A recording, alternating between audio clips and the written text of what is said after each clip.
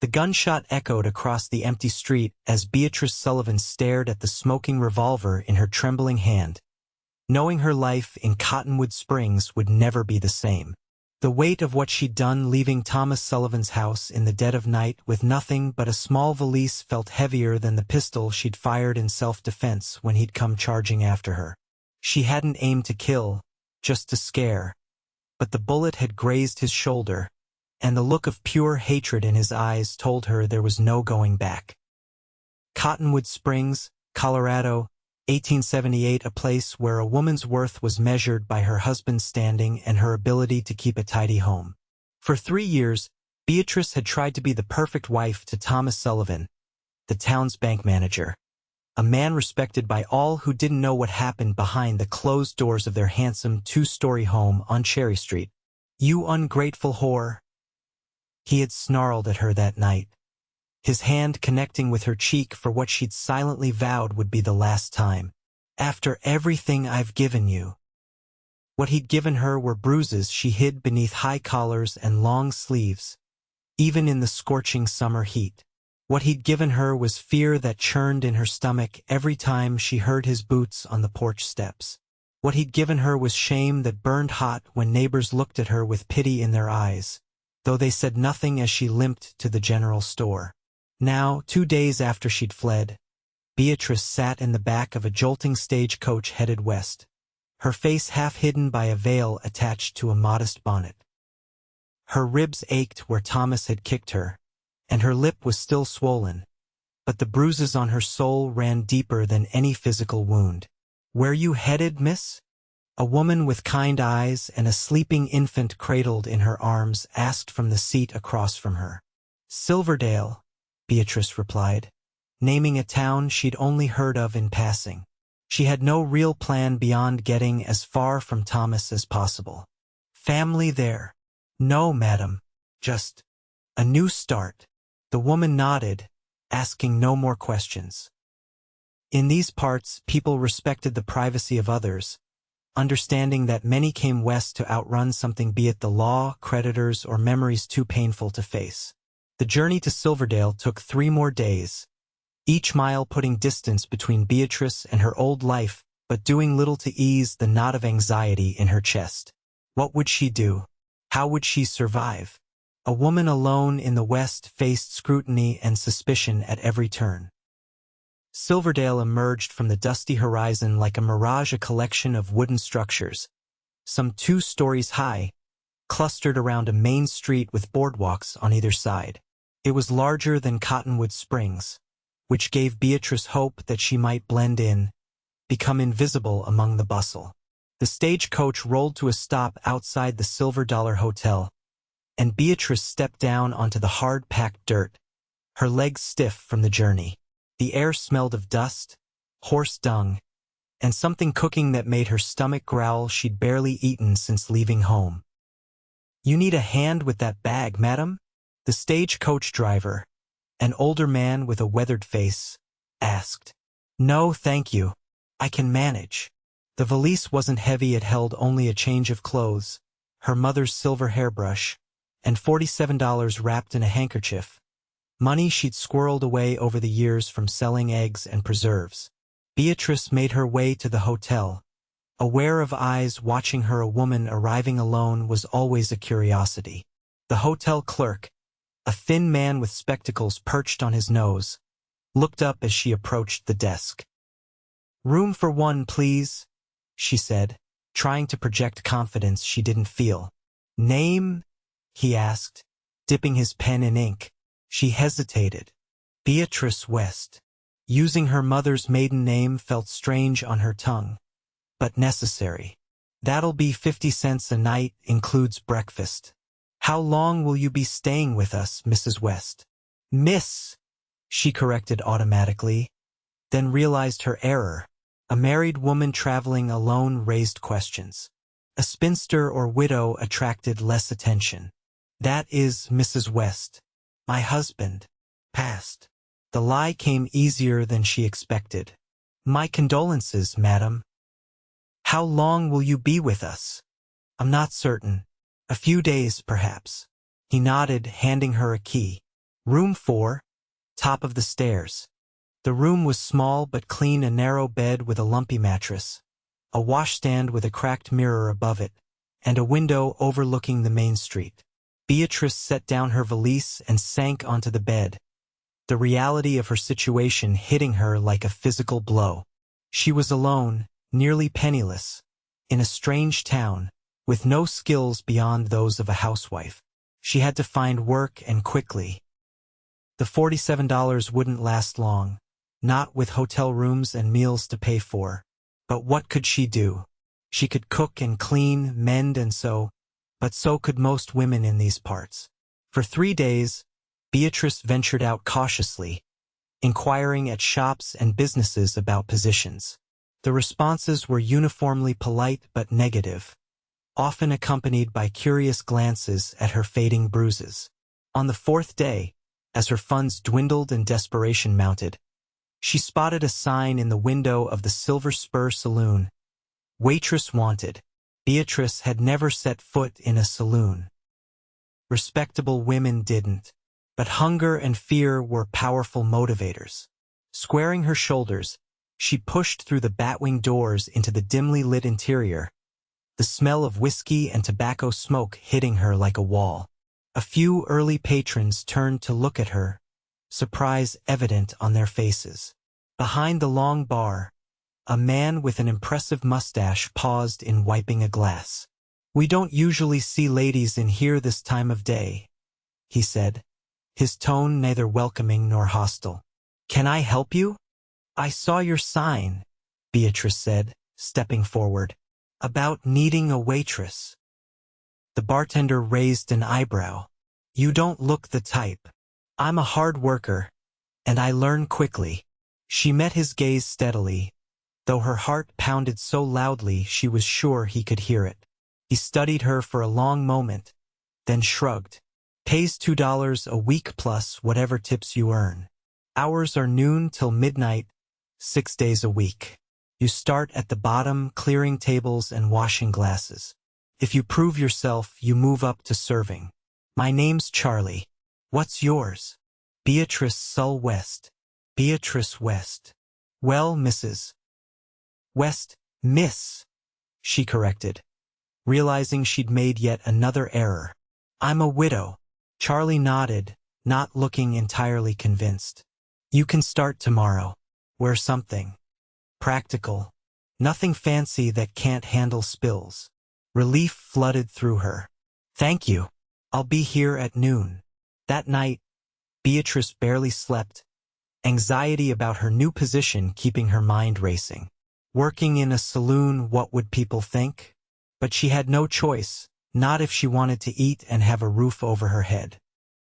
The following day, dressed in her plainest dress with her hair pulled back severely, Beatrice reported to the Silver Spur. Charlie introduced her to the other waitresses, Maddie, a plump woman with a boisterous laugh, and Pearl, a striking redhead who eyed Beatrice with undisguised suspicion. "You ain't never worked in a saloon before, have you?" Pearl asked as she showed Beatrice where the clean glasses were stored. "No," Beatrice admitted. "But I'm willing to learn." Pearl snorted. "Learning's the easy part. Dealing with the drunks and the grabby hands, that's what separates the women from the girls." Beatrice swallowed hard. "I can handle myself." "We'll see," Pearl said skeptically. The first day was grueling. Beatrice's feet ached, her back throbbed, and her hands were raw from hot water and harsh soap. She endured ribald comments from patrons and spilled more than one drink, earning scowls from Charlie. But she persisted, determined to prove herself. As the days turned into weeks, Beatrice settled into a routine. She moved from washing glasses to serving drinks, discovering that a cool demeanor and quick reflexes were her best defense against unwanted advances. She rented a small room above the milliner's shop, cheaper than the hotel and more respectable than living over the saloon as Pearl and Maddie did. The whispers followed her everywhere. "That's the new girl at the Silver Spur," they'd say, voices lowered. "A widow, she claims, but who knows? No wedding ring. Probably ran off from somewhere." Beatrice held her head high, though each comment stung. She'd left behind one kind of shame only to find another. Still, she was free from Thomas's fists, and that was worth any amount of gossip. One evening, as Beatrice served whiskey to a table of cattle drivers, the batwing doors swung open, and a hush fell over the saloon. She turned to see a tall man standing in the entrance, the setting sun at his back casting his face in shadow. As he stepped forward, the light revealed features that might have been carved from granite-high cheekbones, a strong jaw darkened with stubble, and eyes the color of a winter sky. "Langley," Charlie called out. "Didn't expect to see you back so soon." The man Langley nodded, moving to the bar with the easy grace of someone completely at home in his own skin. He wore dusty range clothes, a gun belt slung low on his hips, and a battered hat that he removed as he reached the bar, revealing dark hair that curled slightly at his collar. "Job finished early," he said, his voice a deep rumble that Beatrice felt rather than heard. "Thought I'd come back for some decent whiskey before the next one." "Your usual table's open," Charlie said, pouring a drink. "Beatrice, table 6 needs service." With a start, Beatrice realized she'd been staring. Flushing, she hurried to table 6, the one where Langley was now seated, his back to the wall, giving him a clear view of the room. "What can I get you, sir?" she asked, proud that her voice remained steady. Up close, she could see the fine lines around his eyes, suggesting he smiled often, though he wasn't smiling now as he studied her with an intensity that made her skin prickle. "Whiskey," he said, "and whatever's hot in the kitchen. Stew tonight with biscuits." He nodded, still watching her. "That'll do." As she turned to go, he spoke again. "You're new." It wasn't a question, but Beatrice answered anyway. "Yes, almost a month now." "Alden Langley," he said, offering no hand to shake, which was just as well such familiarity would have been improper. "Beatrice West," she replied, then hurried away, aware of his eyes following her. Later, as she delivered his meal, he spoke again. "Where are you from, Mrs. West?" "Miss," she corrected automatically, then cursed herself silently. "East," she added vaguely. "And you, Mr. Langley?" "Born in Texas," he said, breaking open a steaming biscuit. "Raised all over, and now I go wherever the work takes me." "What work is that?" she asked, curiosity getting the better of her. A ghost of a smile touched his lips. "Whatever pays. Right now, I'm riding for the Diamond K, handling some trouble they're having with rustlers. A ranch hand, then. Or perhaps something more, given the way others in the saloon regarded him with a mixture of respect and wariness." "Enjoy your meal, Mr. Langley," Beatrice said, suddenly eager to be away from his perceptive gaze. For the rest of the evening, she was acutely aware of him watching her as she moved about the saloon. Not in the leering way some men did, but with a quiet assessment that was somehow more unnerving. When he left, he tipped his hat to her, a small courtesy that nonetheless sent an unexpected warmth through her chest. "I'd stay clear of that one," Pearl advised later as they wiped down tables after closing. "Alden Langley's trouble." "He seemed polite enough," Beatrice said. Pearl laughed, a sharp sound with little humor. "Oh, he's got manners when he chooses to use them. But he's a gunslinger, honey. Gets paid to solve problems with that Colt he wears. They say he's killed more men than he's got fingers and toes." Beatrice's stomach clenched. Killer, then. Not so different from the man she'd fled. Yet over the following weeks, as Langley became a regular at the Silver Spur whenever he was in town, she saw little evidence of a violent nature.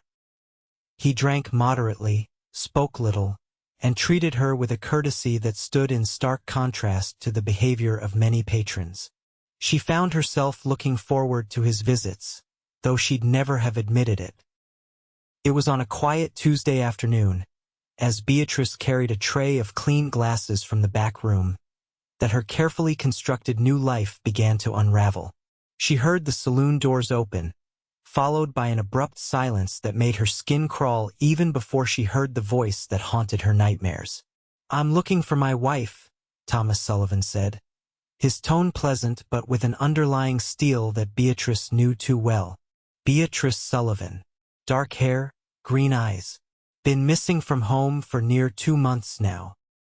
Beatrice froze in the doorway to the back room, hidden from view but able to see Thomas standing at the bar, hat in hand, looking every inch the respectable businessman in his well-cut suit. "No one by that name here," Charlie said, his tone guarded. "Only Beatrice I know is Beatrice West. Works for me as a waitress. Widow woman." Thomas smiled, a cold curve of lips that didn't reach his eyes. "That would be her. Fond of telling tales, my Beatrice. She's not a widow, she's my lawfully wedded wife, and I've come to take her home." Beatrice's heart pounded so loudly she was sure everyone could hear it. How had he found her? What would happen now? "Your wife shot you and ran off," a new voice drawled, and Beatrice saw Alden Langley emerge from a shadowed corner table she hadn't noticed. "Sounds to me like she didn't want to go home." Thomas's face hardened. "This is none of your concern, mister." Langley stood, his movements unhurried but purposeful. "Maybe not, but I don't like men who make women afraid enough to run and hide." A tense silence followed, broken when the glasses on Beatrice's tray clinked together as her hands shook. All eyes turned to her. "There you are, dear wife," Thomas said, his voice dripping with false affection. "Time to come home now. I've forgiven your indiscretion." Beatrice stepped forward, her legs threatening to buckle. "I'm not going back with you, Thomas." His expression darkened. "You have no choice. You're my wife." "The lady said no," Langley interjected, moving to stand between them. Thomas's hand moved toward his jacket, and Beatrice knew with sickening certainty that he had a gun. Thomas had always been a coward at heart. He would shoot Langley without hesitation. "Thomas, don't," she pleaded. "Please just go." "Not without you," he snarled, mask of civility slipping. "You humiliated me, running off like some common tramp. Everyone's talking. You think I'll just let that stand?" "Mister," Charlie said from behind the bar, where Beatrice could now see he held a shotgun, "I don't want trouble in my establishment. Take it outside or take it nowhere." For a long, tense moment, Thomas stood rigid with fury. Then, abruptly, he smiled that cold, calculating smile that always preceded his worst rages. "Fine, I'll go. For now. But this isn't over, Beatrice.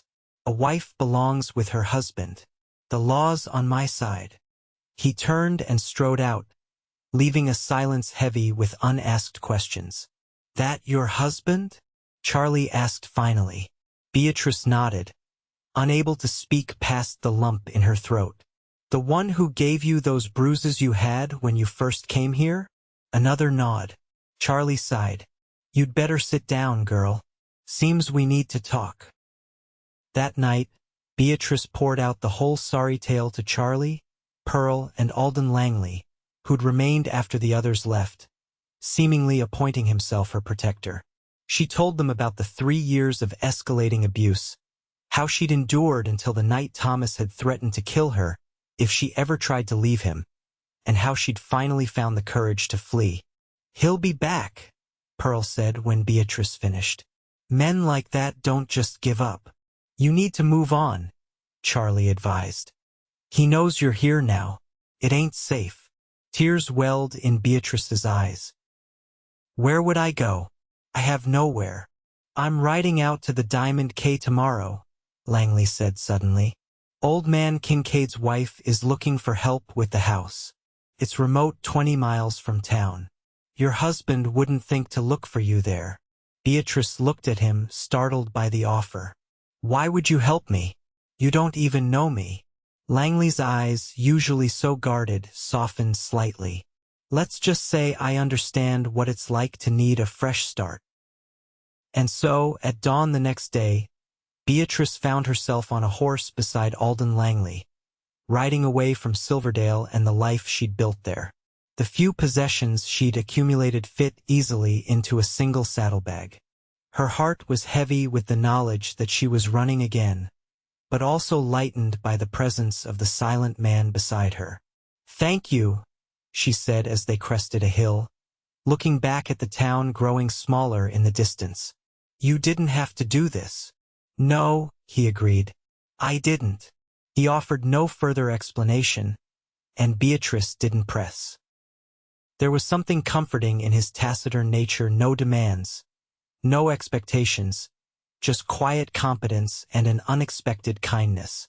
The Diamond K spread out before them as they rode a sprawling ranch with a main house, bunkhouse, barn, and various outbuildings nestled in a green valley carved by a winding creek.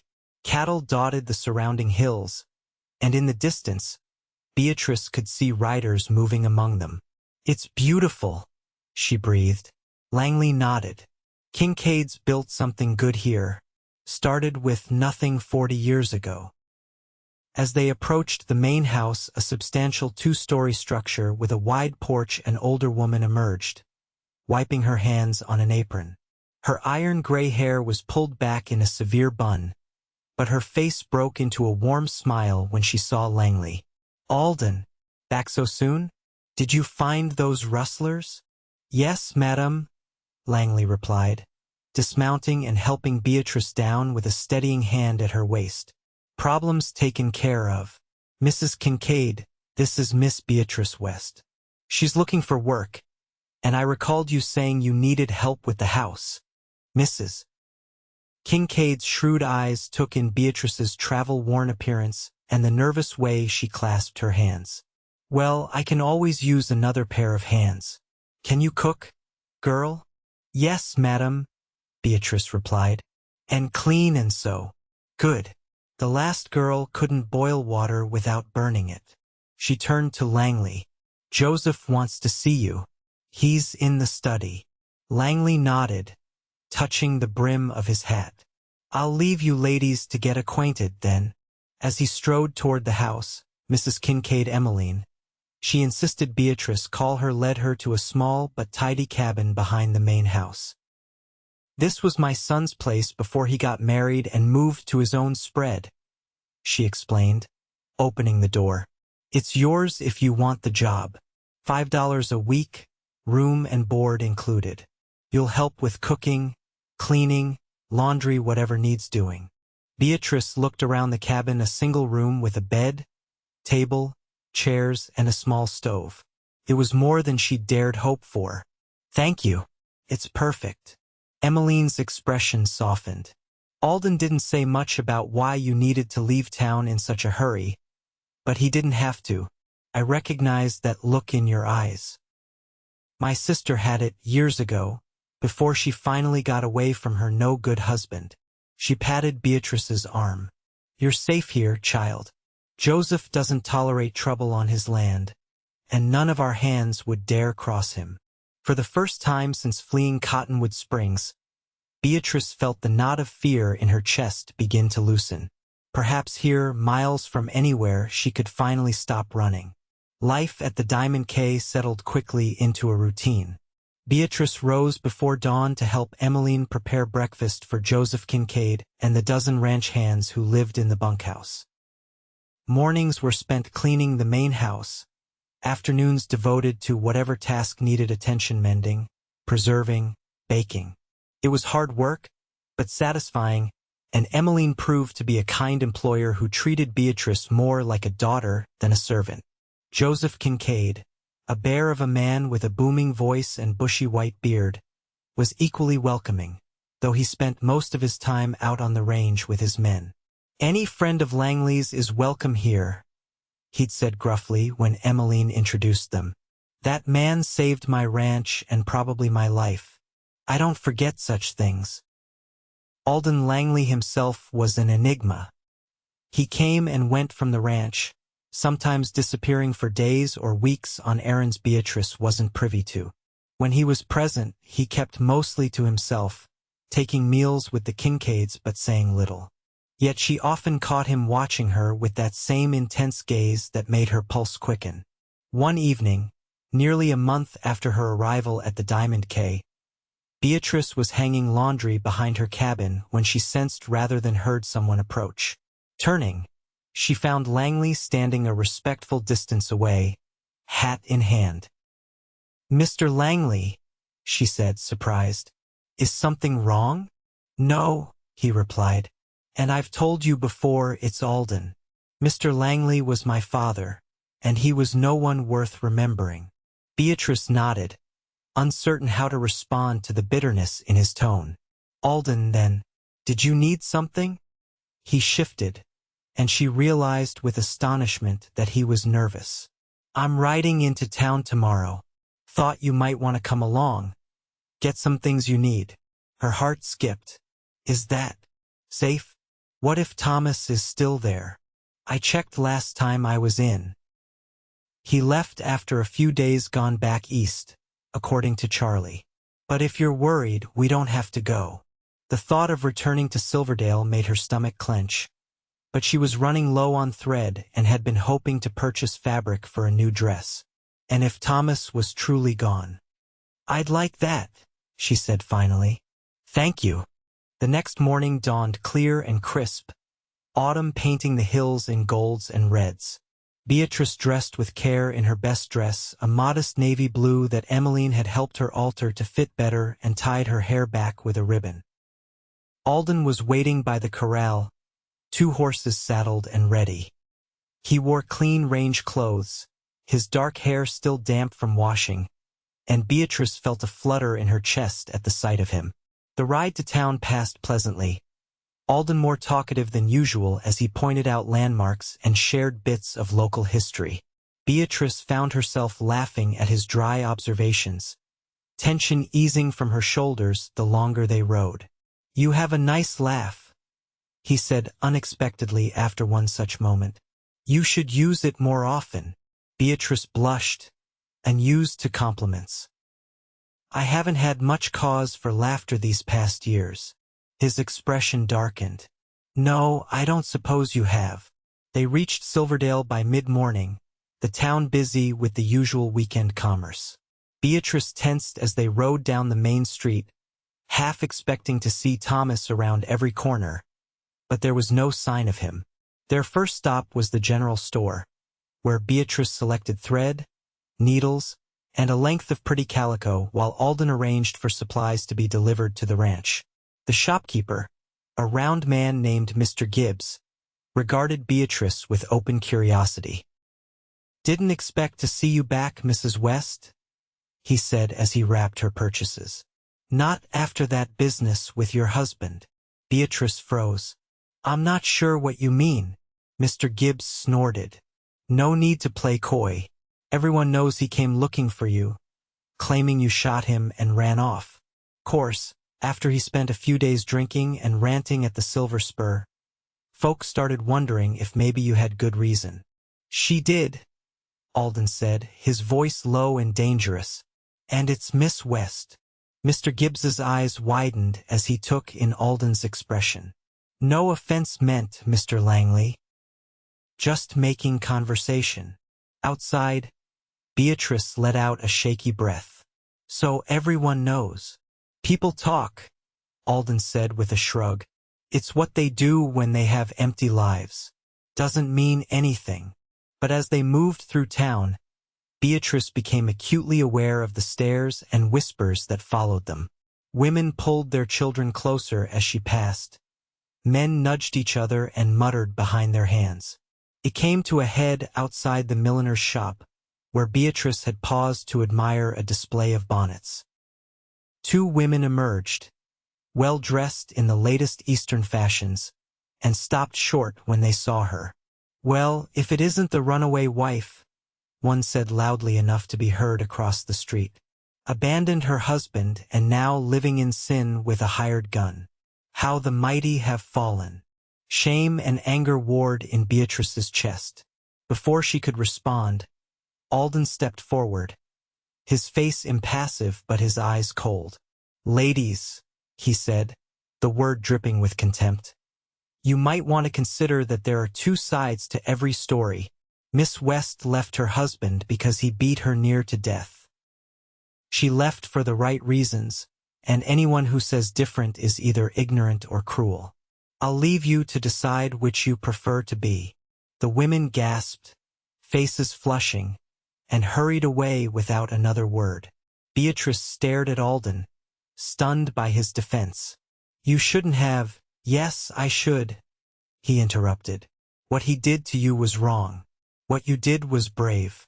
I won't stand by and let them shame you for it. Tears pricked at her eyes, and she blinked them back furiously. Thank you. His expression softened. Come on, let's get something to eat before we head back. They had just turned toward the hotel restaurant when a familiar voice called out, Beatrice! Wait! Pearl hurried toward them, red hair escaping from her hat, face alight with genuine pleasure. I thought that was you. Lord girl, you look good. Country living must agree with you. Despite the tension of the day, Beatrice smiled, genuinely happy to see her former colleague. Pearl, it's good to see you. How are you? How's the Silver Spur? Same as ever, Pearl said with a laugh. Charlie misses you, though he'd never admit it. Says the new girl can't make change to save her life. She glanced at Alden, a knowing look in her eyes. I see you two are still friends. Beatrice felt heat rise to her cheeks. Mr. Langley has been very kind, offering me work at the Diamond K. I'll bet he has, Pearl said with a wink.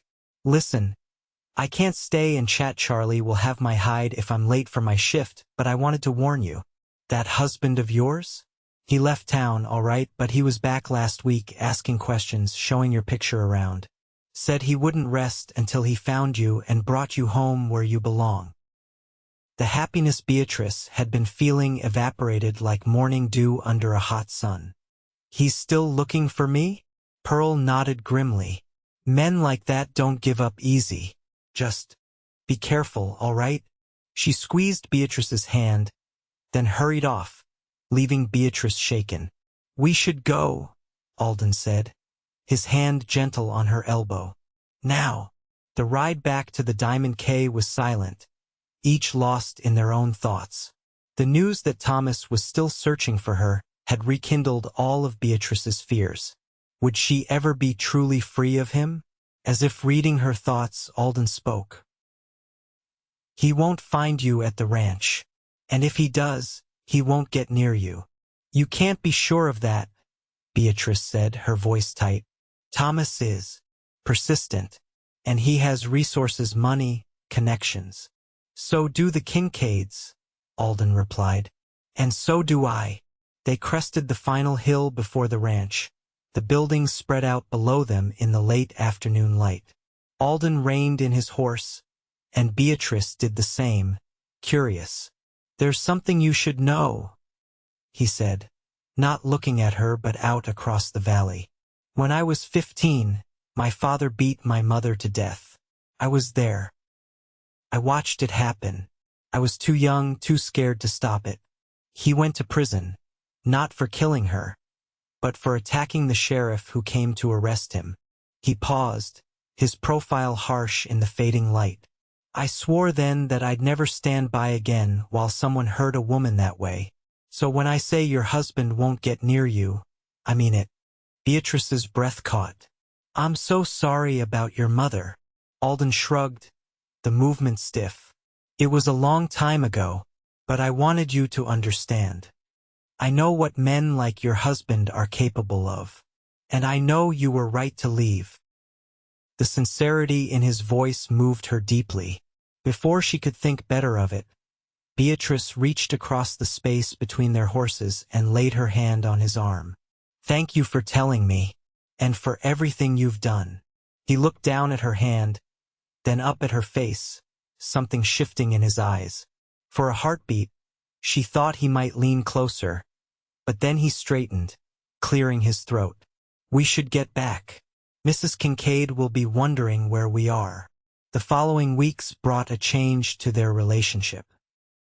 Alden sought out her company more often, finding reasons to be near the main house when she was working, offering to help with tasks that brought them together. They began taking evening walks along the creek, talking of everything and nothing, his years roaming the West, her childhood in Pennsylvania before her parents died, and she was sent to live with an aunt who saw her as little more than free labor. Beatrice found herself looking forward to these times together with an eagerness that both thrilled and frightened her. She was still a married woman, legally if not in her heart. And Alden, for all his kindness, remained a mystery in many ways. One crisp October evening, as they walked their familiar path along the creek, Alden stopped beneath a massive cottonwood tree, its leaves a blaze of gold in the setting sun. "I'm leaving tomorrow," he said without preamble. Beatrice's heart lurched painfully. "Leaving? Why? Where?" "Joseph got word of trouble at his Northern Line camp. Rustlers again, most likely. He's asked me to check it out." Relief mingled with concern. "How long will you be gone?" "A week, maybe 2. He hesitated, then reached into his pocket and withdrew a small object, holding it out to her. "I want you to have this while I'm gone." It was a small revolver, gleaming silver in the fading light. "I can't," she began. "Please," he interrupted. "It would make me feel better knowing you have it. I've seen you're a decent shot from our practice sessions." He'd been teaching her to shoot over the past weeks, a skill she'd taken to with surprising aptitude. Still, the thought of carrying a gun. "I'll never use it," she said. "Good. I hope you never have to, but just in case." His eyes held hers, intense and unwavering. Slowly, she reached out and took the revolver, its weight both familiar and strange in her hand. "Be careful," she said softly. "Always am." A ghost of a smile touched his lips. "I've got a reason to come back now." Before she could respond to the implication in those words, he leaned down and brushed his lips against hers, a touch so gentle and brief she might have imagined it had it not set her heart racing. Then he was walking away, back straight, leaving her standing beneath the cottonwood with her fingers pressed to her lips and the weight of his gun in her hand. Alden's absence stretched from days into weeks. October gave way to November, bringing the first dusting of snow to the hills surrounding the Diamond K. Beatrice threw herself into her work, trying to ignore the growing anxiety as each day passed with no word. "Don't you worry about Alden," Emmeline reassured her one evening as they sat by the fire, mending. "That man's survived worse than a few rustlers. He'll be back when the job's done." Beatrice nodded, not trusting herself to speak. She hadn't realized how obvious her feelings had become nor how deep they ran until Alden's absence left such an ache in her chest.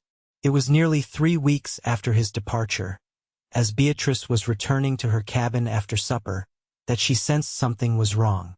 The hairs on the back of her neck rose as she approached the darkened structure.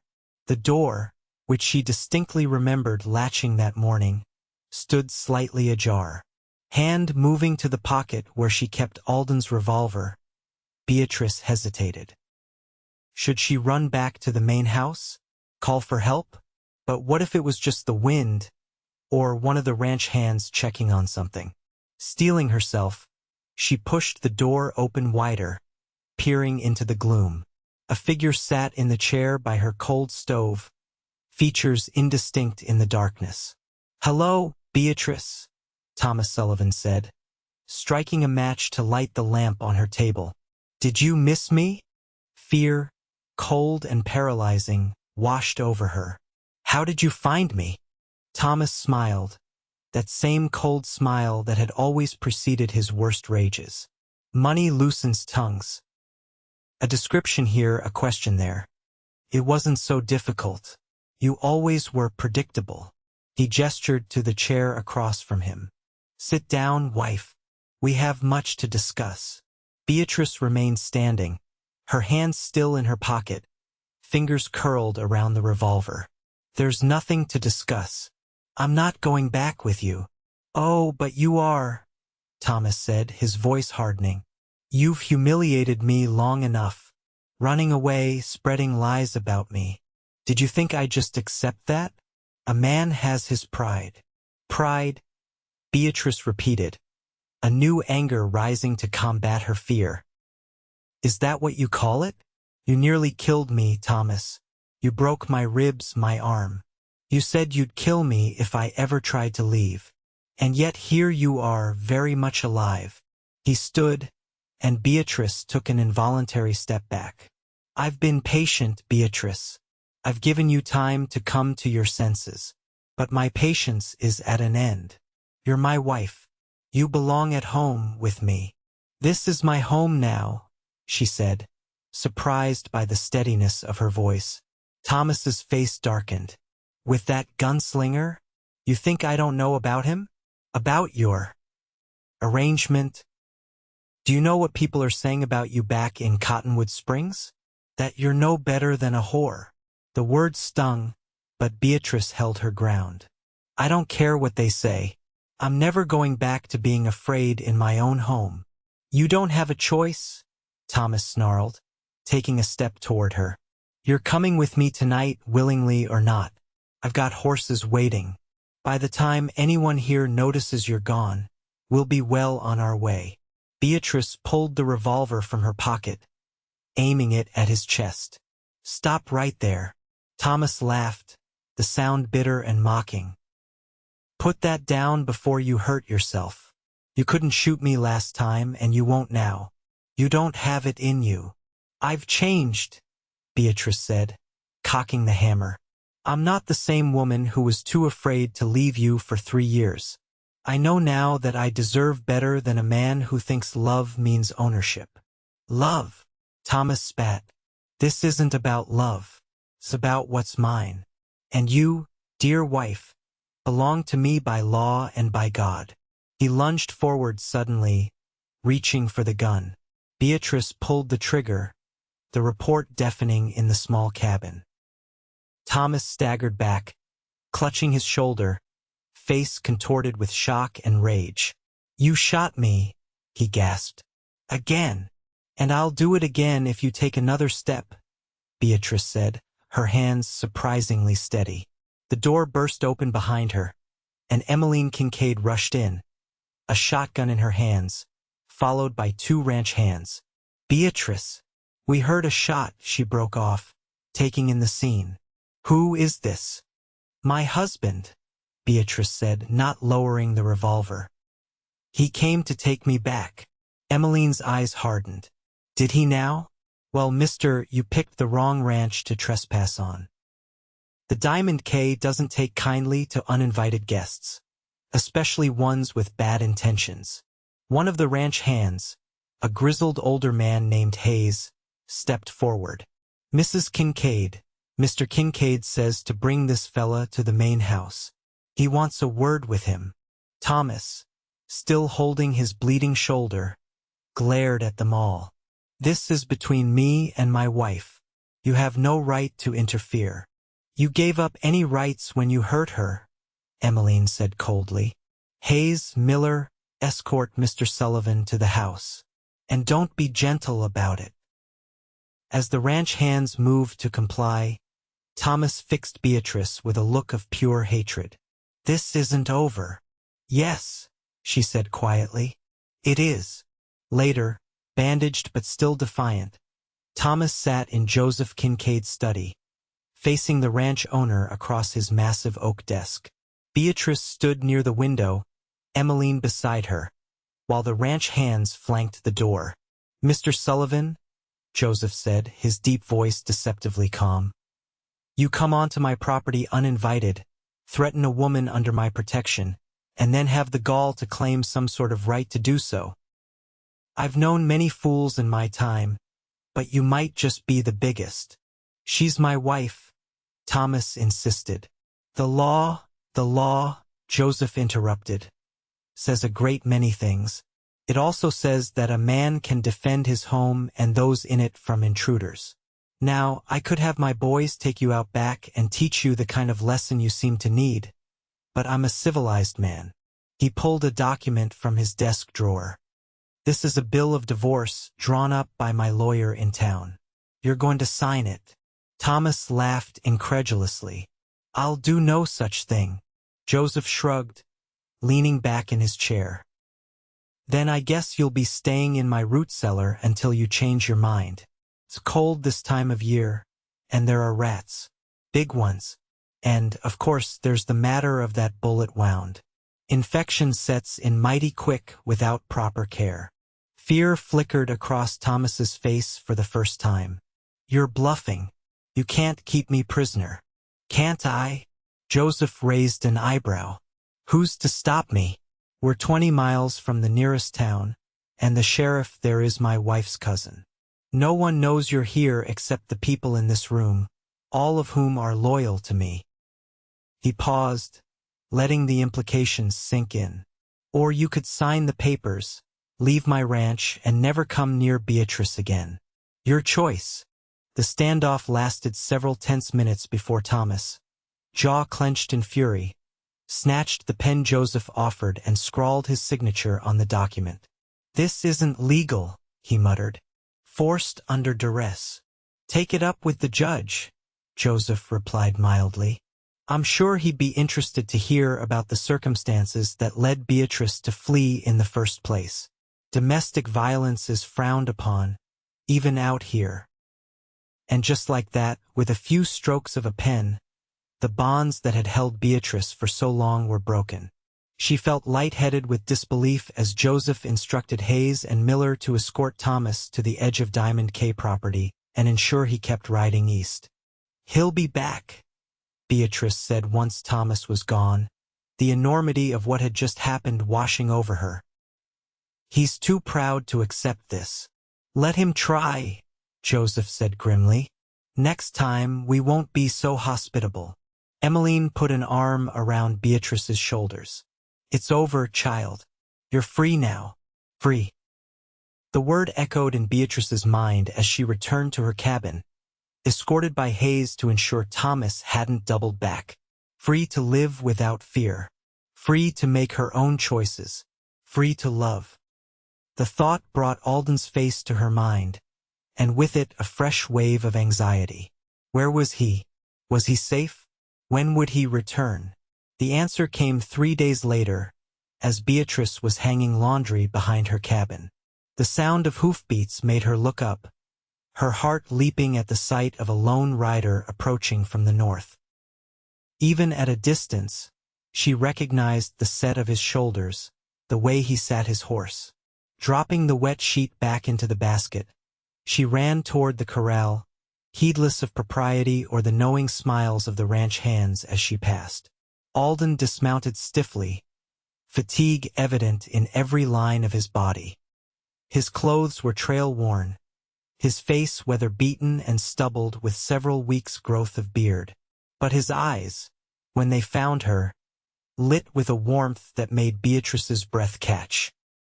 "You're back," she said, stopping a few feet from him, suddenly shy despite the joy coursing through her. "I said I would be," he replied, his voice rough from disuse or emotion. She couldn't tell which. "I was worried." A ghost of a smile touched his lips. "Were you now? The rustlers won't be bothering the Diamond K again." His expression hardened momentarily, then softened as he looked at her. "I heard about your visitor. News traveled fast on a ranch. Yes, Thomas found me, but he's gone now. For good." "I hope so," Mr. Kincaid convinced him to sign divorce papers. Alden's eyebrows rose. "Old Joseph has his ways. And you? How are you?" "I'm..." Beatrice considered the question. How was she? Relieved, certainly. Still afraid in some ways, but also filled with a new lightness, a sense of possibility that had been absent for so long. "I'm free," she said finally. Alden took a step closer, close enough that she could smell the dust of the trail and the leather of his saddle. "Free to do what?" The question hung between them, laden with meaning. "Free to choose," she said softly. Free to stay here where I've found a home. Free to. She faltered, then gathered her courage. Free to follow my heart. And where is your heart leading you, Beatrice? His voice was low, intimate, meant for her ears alone despite the ranch hands pretending not to watch from the nearby corral. In answer, Beatrice closed the distance between them, rising on tiptoe to press her lips to his. For a heartbeat, he remained still, and she feared she'd misread everything. Then his arms came around her, pulling her against him as he returned the kiss with a hunger that left her breathless. When they finally parted, Alden rested his forehead against hers, his breath warm on her face. I've wanted to do that since the first time I saw you at the Silver Spur. Why didn't you? You weren't free then, and you deserve time to heal, to find your strength. He brushed a strand of hair from her face with gentle fingers. You're the strongest woman I've ever known, Beatrice Sullivan. West, she corrected, smiling. Or whatever name I choose now. How about Langley?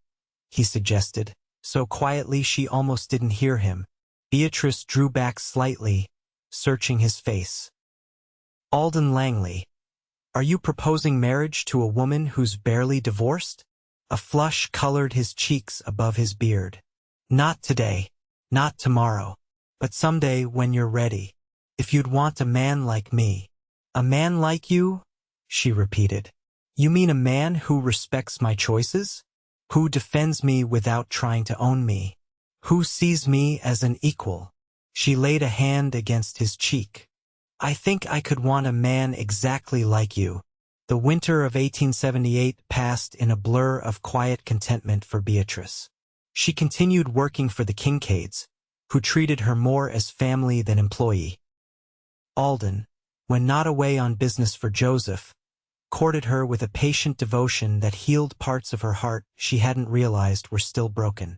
They took long rides across the snow-covered ranch, shared meals by the fire in the main house, and exchanged slow, sweet kisses in the privacy of evenings. Alden never pushed for more, seeming to understand her need to move at her own pace. In town, the whispers continued, but Beatrice found they stung less with each visit. Let them talk. She knew the truth of her life, of her choices, and that was what mattered. Spring arrived in a riot of wildflowers carpeting the hills around the Diamond Cay. On a mild April morning, as Beatrice stood on the porch of her cabin watching the sunrise paint the sky in pinks and golds, Alden approached, a small wooden box in his hand. Morning, he said, leaning against the porch railing, hat already pushed back on his head despite the early hour. Sleep well. I did, she replied, smiling at the now familiar question. Since Thomas's visit, Alden had made it a habit to check on her first thing each day, though they both knew it was more ritual than necessity now. Got something for you, he said, holding out the box.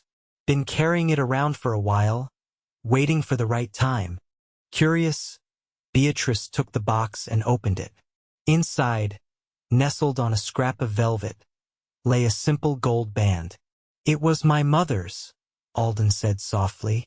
Before. Well, before. She kept it hidden from him, gave it to me the day she died.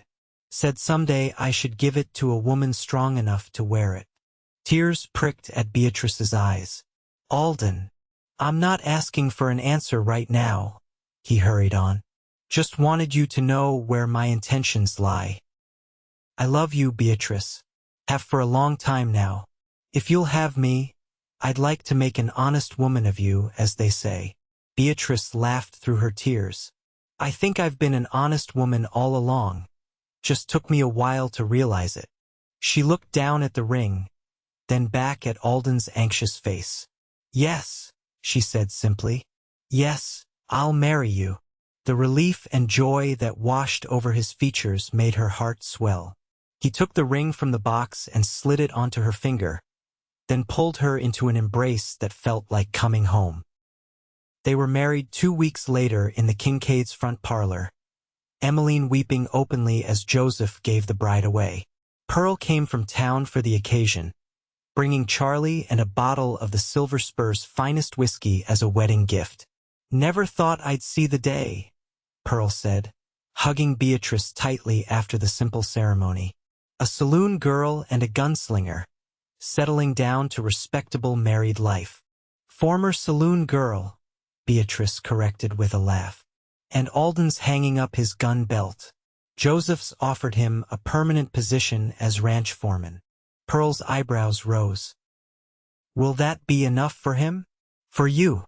Beatrice looked across the room to where Alden stood talking with Joseph. His face relaxed in a way she rarely saw in public. "More than enough," she said softly. "We both know what it's like to live without peace. Now we have a chance to build a life with it."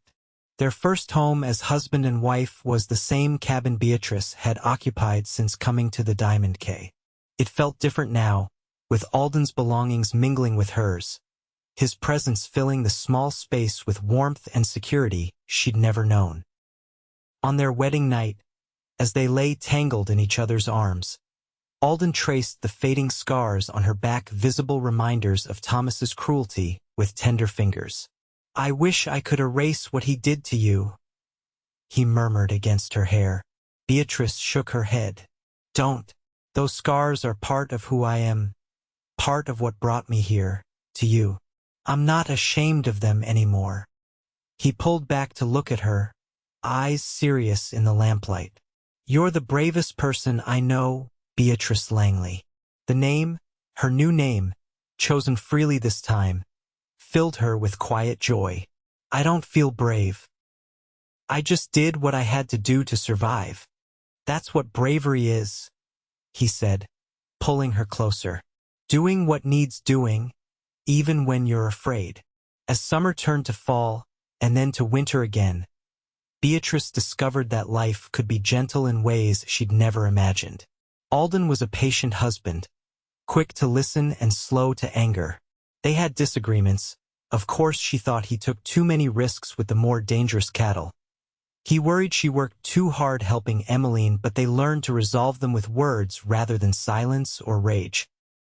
News came from Cottonwood Springs that Thomas Sullivan had remarried, a young woman from a wealthy Denver family. Beatrice felt only pity for her unknown successor, hoping the girl would find the strength to leave if Thomas hadn't changed his ways. In the spring of 1880, as the Diamond K prepared for the annual cattle drive, Beatrice shared news of her own. She was expecting their first child. Alden's response was everything she could have hoped for, joy mingled with concern for her well-being, and a tenderness that brought tears to her eyes. He insisted on building them a proper house, larger than the cabin they'd made their first home. With Joseph's blessing and help from the ranch hands, they raised a sturdy 2-bedroom structure on a gentle rise overlooking the creek. "Room to grow," Alden said as he showed her the finished home, his hand protective over the slight swell of her belly.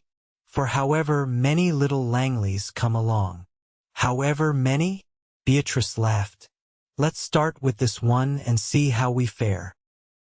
Their daughter, Emma Rose Langley, arrived on a stormy night in November 1880, screaming her way into the world with a determination that made both her parents laugh through their tears of joy. "She's perfect," Alden whispered, holding his daughter for the first time, awe and terror mingling on his face. "Look what we made, Bea." "Perfect," Beatrice agreed, exhausted but happier than she'd ever been. As Emma grew from infant to toddler to a spirited child with her father's dark hair and her mother's green eyes, Beatrice often thought about the journey that had brought her here, the fear, the shame, the courage it had taken to leave. She thought of Alden's words that day in Silverdale. She left for the right reasons. He had been right. She had left for all the right reasons, though she hadn't fully understood them at the time. She'd left to save her life, yes, but also to find a life worth living, one filled with love rather than fear, respect rather than control, joy rather than shame. On the 5th anniversary of their wedding, Alden took Beatrice riding to a hillside covered in wildflowers, their daughter secure in front of him on his saddle. They picnicked under an old oak tree, watching Emma chase butterflies through the grass. "Are you happy, Bea?" Alden asked, his head in her lap as she wove wildflowers into a crown for Emma. Beatrice looked down at him, at the face she'd come to know better than her own, lined now with the beginnings of age but still as dear to her as on that first day at the Silver Spur. She thought of their home, their child, the life they'd built together, a life she'd once thought impossible. "Yes," she said, bending to kiss him softly. "I'm happy. Happier than I ever thought I could be." And she was. The journey had been long and often painful, but as she watched her husband and daughter laughing together in the sunshine, Beatrice knew with absolute certainty that every step, every tear, every moment of courage had led her exactly where she was meant to be, to this family, this love, this life she had chosen for herself.